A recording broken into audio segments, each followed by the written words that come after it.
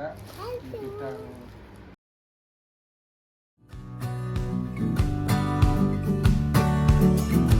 Take me back to the place where the water's blue and green, where the skyline meets the river that comes rushing through the trees. The wilderness has all of me, it's waiting at my door. Take me back to the place where the sidewalk was the shore. Sebelumnya, selamat siang Bapak. Pertama-tama mungkin Bapak bisa memperkenalkan diri dulu supaya kami bisa mengenal Bapak lebih dekat. saya Faris Komarul, itu sebagai pengelola inti di Batik Pirupun.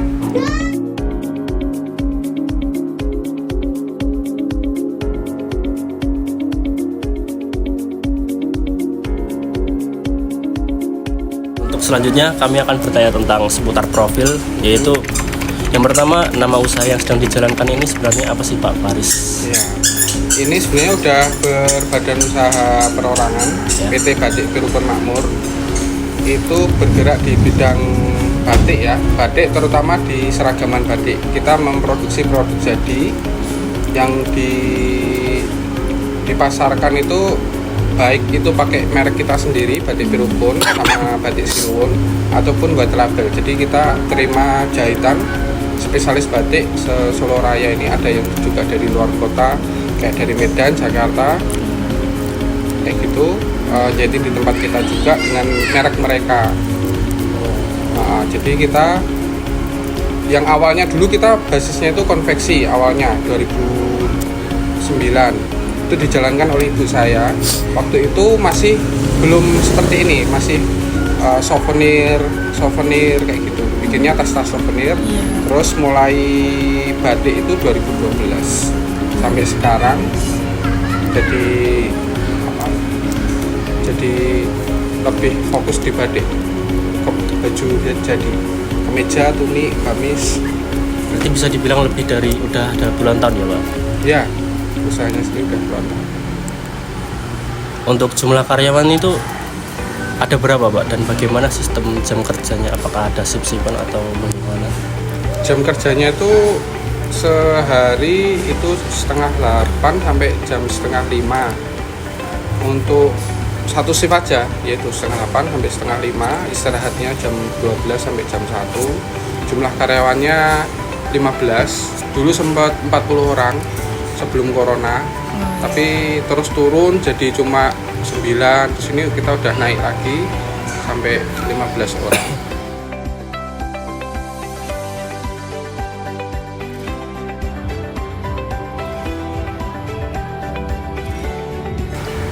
Lalu selanjutnya saya mau bertanya nih, mungkin nanti yang melihat biar bisa, oh ternyata di situ, di mana sih usaha ini dioperasikan? Apakah di sini atau ada di tempat yang lain?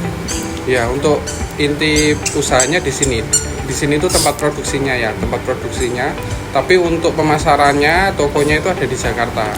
Selain di sini ada di Jakarta, di Tanah Abang. Kalau untuk penjualannya ini offline aja atau mungkin dijual secara online juga? Offline dan online kita online jalan. juga. Cuman fokusnya di offline ya. Jadi online itu banyak kan kita arahkan ke sini. Online juga ada.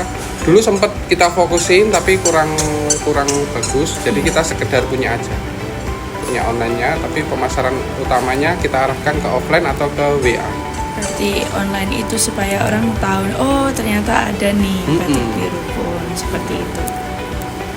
Selanjutnya, dalam menjalankan usaha batik ini, lebih suka turun langsung buat ngobrol sama pelanggan dan karyawan atau lebih nyaman fokus ngatur usaha dari balik layar?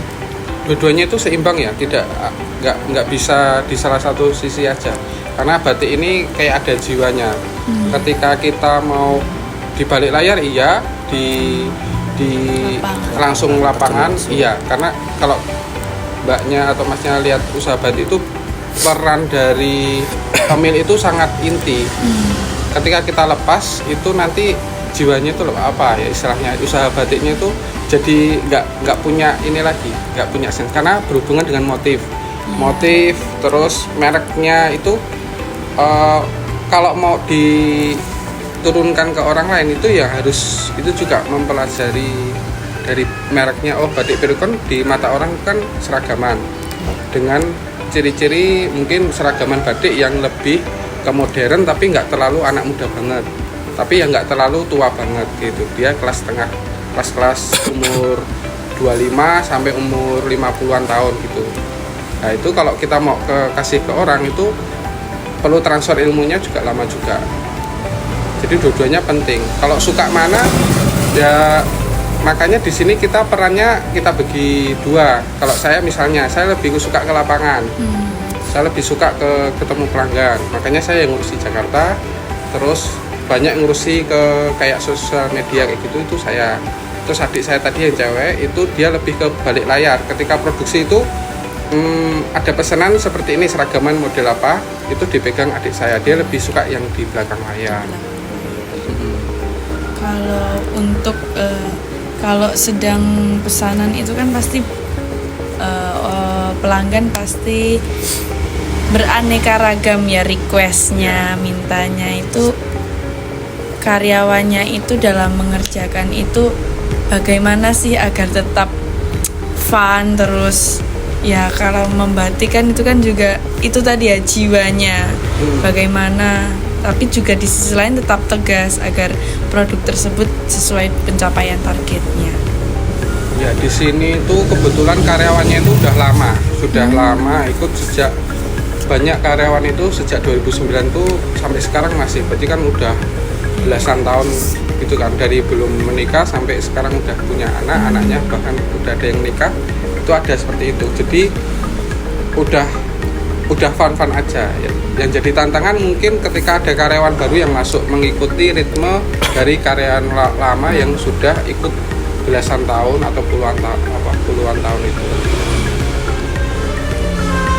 Selanjutnya semisal bahan stoknya habis gitu Mas, dan hasil produksinya bermasalah atau pelanggan ngasih komplain, itu respon dari Masnya gimana kira-kira? Respon ke pelanggannya atau ke Respon ke pelanggannya yang ngasih komplain. Ya inti pertama itu kita menganggap pelanggan itu raja. Ya. Ya, tapi juga kita menyelesaikan dari komplainan itu. Banyak yang pelanggan itu tidak tahu tentang batik. Karena umumnya kita ada edukasi dulu. Edukasi atau tidak tahu tentang jahitan atau kontur dari jahitan kita. Itu perlu edukasi. Terus jangan pernah mengekspresikan emosi kita juga ya. Emosi kita apapun itu termasuk ketika komplain, jangan ikut terbawa emosi. Kita sebagai di sini kan melayani, memahami apa maksud dari pelanggan itu harus kita pahami. Soalnya kita kan sebagai penerjemah antara pelanggan ke bagian produksi kan. Ya itu ya istilahnya dipetani atau di apa sih maunya pelanggan itu sampai ke bagian produksi, terus balik lagi. Kadang karena kita lingkup kerjanya kecil ya, 15 itu kan sedikit. Itu lebih simpel. Dulu ketika 40 itu ada 3 line, itu lebih ribet lagi. Soalnya itu mengkonversi permintaan pelanggan ke produksi, terus balik lagi itu biar sesuai itu. Makanya harus detail. Makanya di situ peran sebagai ownernya itu masih sangat masih sangat penting banget. Iya. Jadi mau gimana pun itu pelanggan tetap raja ya Mas. Sebenarnya bukan ya itu bisa digitukan, tapi kadang kita juga menyesuaikan. Edukasi itu penting.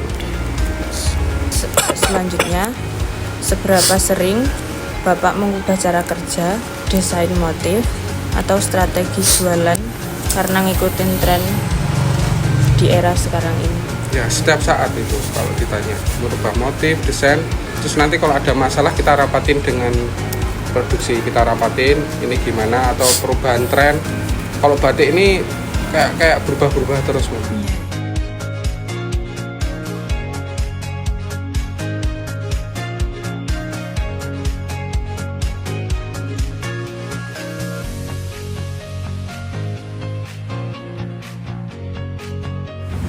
Tadi kan dijelaskan bahwa mungkin yang sulit itu ketika menerima karyawan baru karena akan mengikuti ritme kinerja oleh pekerja-pekerja yang lain yang mungkin sudah belasan puluhan tahun.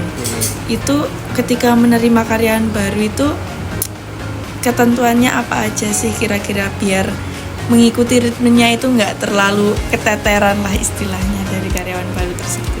Ya, makanya di pengalaman kerja itu penting ya kalau kerja. Ketika kita cari lulusan, sebenarnya lulusan itu kalau bagi kami personal itu kadang nggak perlu linear sekali karena ketika dia di bidang konveksi, misalnya pernah ikut di garment atau di perusahaan besar, contohnya PT Sritek gitu kan, dia kan di penjahit itu kerjanya cuma satu proses saja atau dua proses saja, itu terus itu selama beberapa bulan atau tahun, paling nanti gantinya per bulan atau per tahun. Sedangkan sini satu penjahit itu dia bisa menguasai sampai jadi atau hampir setengah jadi. Ketika Sritek lulusan sana atau keluaran dari sana masuk ke sini, dia ngikuti itu sulit walaupun dia lulusan PT Sritek yang kerjanya itu lebih disiplin. Sini lebih longgar. Nah, untuk tadi pertanyaannya mengatasi hal itu, makanya kita ketika wawancara atau apa itu lebih ke lihat dari kemampuannya. Contohnya kita nyari bagian harian untuk melipat, berarti melipat packing kayak gitu, langsung praktek ini melipat bagaimana. Ketika walaupun dia nggak punya pengalaman tapi dia punya skill, itu kita bisa lihat karena kita tiap hari kan lihatnya itu kan.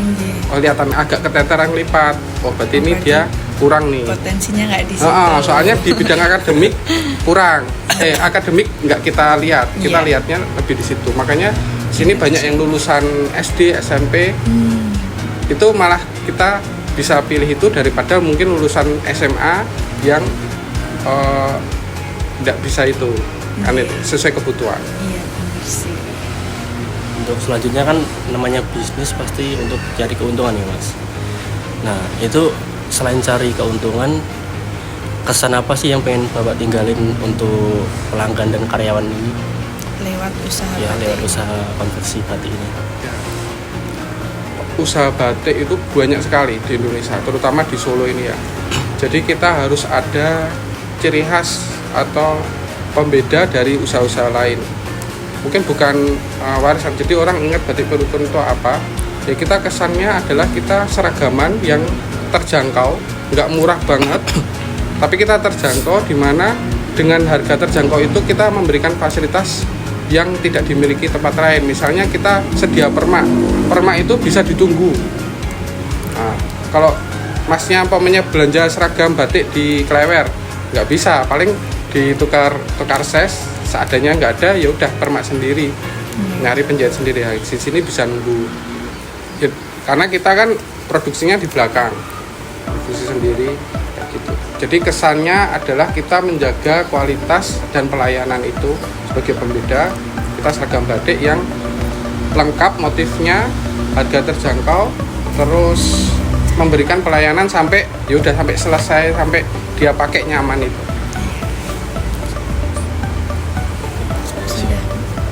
Mungkin untuk wawancara dari kami cukup sekian, dan mungkin kalau kami ada salah kami mohon maaf. Ya. Terima kasih. Terima kasih Bapak. Terima kasih sudah